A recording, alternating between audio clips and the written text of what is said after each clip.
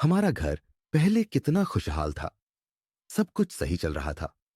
मैं, मेरी बीवी सीमा और हमारे दो बच्चे। मोहल्ले में भी सब हमें इज्जत देते थे। पर फिर पड़ोस वाली सुमित्रा चाची ने हमारे घर की खुशियों में ऐसा जहर घोल दिया कि सब बर्बाद हो गया। सुमित्रा चाची वैसे तो हर किसी के घर का हाल जानने में लगी रहती थीं, लेकिन उनकी असली ताकत थी दूसरों के कान भरना। शुरुआत में तो मुझे लगा कि वो बस बातूनी है, पर धीरे धीरे समझ आया लाया कि उनकी बातें आग लगाने के लिए होती हैं। एक दिन सीमा ने मुझे बताया, तुम्हें पता है, सुमित्रा चाची कह रही थी कि तुम्हारा ऑफिस में किसी लड़की से कुछ चल रहा है। मैं हक्का बक्का रह गया। मैंने कहा, यह बकवास है, मेरी किसी से कोई बात तक नहीं होती। पर सीमा के चेहरे पर शक की लकीरें साफ दिख रही थीं।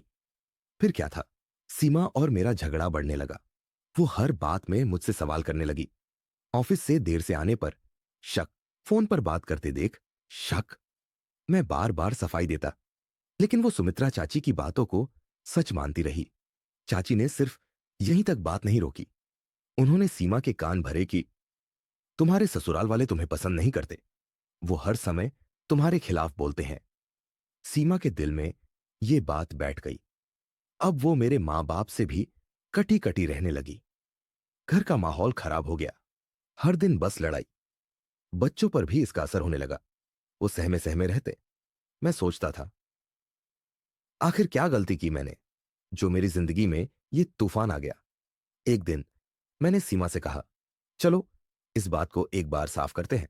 चाची से जाकर पूछते हैं कि वो ये सब क्यों कह रही हैं। हम दोनों चाची के घर गए। मैंने सीधे पूछा, चाची, आप मेरे बारे में ये सब क्यों बोलती हैं?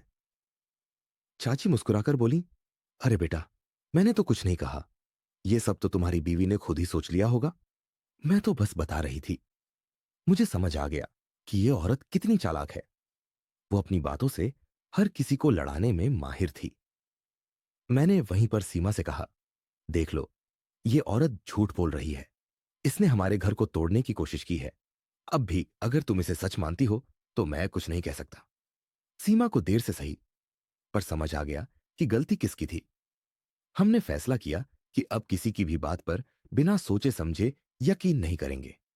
पर तब तक बहुत देर हो चुकी थी।